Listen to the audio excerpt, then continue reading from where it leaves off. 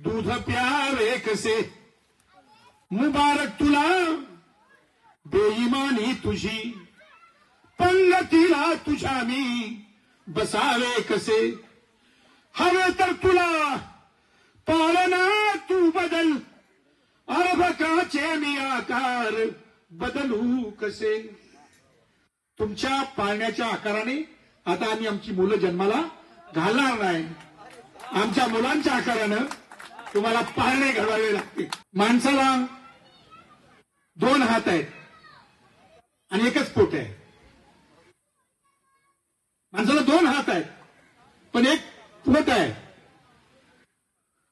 हे 2 हात जमिनीत ज्यावेळेला असतात त्यावेळेला माणूस सरळ पोट भरतो आणि ज्यावेळेस ते 2 हात जमिनीतून बाहेर येतात त्यावेळेला हे चालू होतं आणि षडयंत्र सुरू होतात। माणूस सरळ पोट भरत नाही, वाकडं पोट भरतो।